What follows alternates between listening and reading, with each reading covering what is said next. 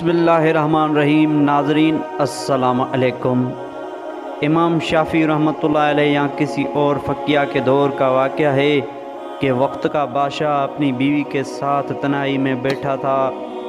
اس کی بیوی کسی وجہ سے اس سے ناراض تھی۔ بادشاہ چاہتا کہ محبت پیار میں وقت گزاریں، لیکن بیوی جلی بیٹھی تھی اور وہ چاہتی تھی کہ اس کی شکل ایک آنکھ نہ دیکھوں۔ جب بہت دیر گزر گئی تو بادشاہ نے کچھ اور بات کہہ دی۔ جب اس نے بات کر دی تو بیوی نے کہا، جہنمی دفع ہو یہاں سے۔ جب اس نے اتنی بڑی بات کہہ دی تو بادشاہ کو بھی غصہ آیا، چنانچہ کہنے لگا، اچھا اگر میں جہنمی ہوں تو تجھے بھی 3 طلاق۔ اب اس نے بات تو کر دی مگر دونوں کی پریشانی بڑھ گئی اور پوری رات دونوں متفق رہے کہ طلاق ہوئی کہ نہیں۔ جب صبح اٹھے تو ان کے دماغ ٹھنڈے ہو چکے تھے، چنانچہ فتویٰ لینے کے لیے کسی مقامی عالم کے پاس پہنچ گئے اور ان کو پوری صورتحال سے آگاہ کر دیا۔ جب اس عالم نے اس کی بات سنی تو کہا کہ میں اس کی فتویٰ نہیں دے سکتا، کیونکہ میں نہیں جانتا کہ تم جہنمی ہو یا نہیں۔ کئی اور علماء سے پوچھا گیا مگر سب نے یہ کہتے ہوئے انکار کیا کہ ہم اس کا فتویٰ نہیں دے سکتے، کیونکہ بات مشروط ہے۔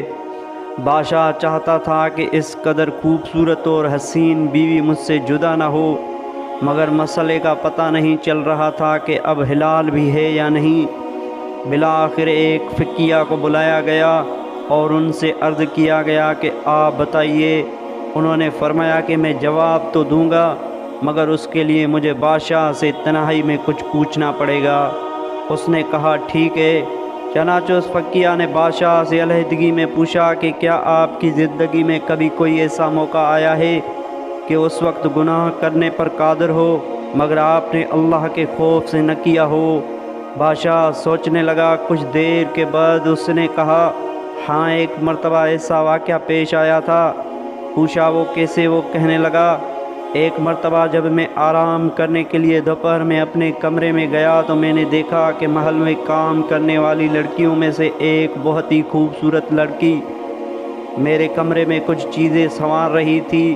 اس کے حسن و جمال کو دیکھ کر میرا خیال برائی کی طرف چلا گیا، چنانچہ میں نے دروازے کو کنڈی لگا دی اور اس کے طرف آگے بڑھا۔ وہ لڑکی ایک نیک عفیفہ اور پاک دامن لڑکی تھی۔ اس نے جیسے ہی دیکھا بادشاہ نے کنڈی لگا لی ہے اور میری طرف خاص نظر کے ساتھ قدم بڑھا رہا ہے تو وہ فوراً گھبرا گئی۔ جب میں اس کے قریب پہنچا تو وہ کہنے لگی، اے بادشاہ اللہ سے ڈر۔ جب اس نے یہ کہا تو اللہ کا نام سن کر میرے رونگٹے کھڑے ہو گئے اور اللہ کا جلال میرے اوپر غالب آ گیا۔ چنانچہ میں نے اس لڑکی سے کہا، اچھا چلی جا۔ میں نے دروازہ کھولا اور اسے کمرے سے بھیج دیا۔ اگر میں گناہ کرنا چاہتا تو میں اس وقت اس لڑکی سے گناہ کر سکتا تھا۔ مجھے کوئی پوچھنے والا نہیں تھا مگر اللہ کا جلال، اس کی عظمت اور خوف کی وجہ سے میں نے اس لڑکی کو بھیج دیا اور گناہ سے باز آ گیا۔ اس فقیہ نے کہا کہ اگر تیرے ساتھ یہ واقعہ پیش آیا ہے تو میں فتویٰ دے دیتا ہوں کہ تو جنتی ہے اور طلاق واقع نہیں ہوئی۔ اب دوسرے علماء نے کہا، جناب آپ کیسے فتویٰ دے سکتے ہیں؟ انہوں نے فرمایا، جناب میں نے اپنی طرف سے یہ فتویٰ نہیں دیا بلکہ یہ فتویٰ تو قرآن نے دے رکھا ہے۔ وہ حیران ہو گئے کہ قرآن نے فتویٰ کہاں دیا؟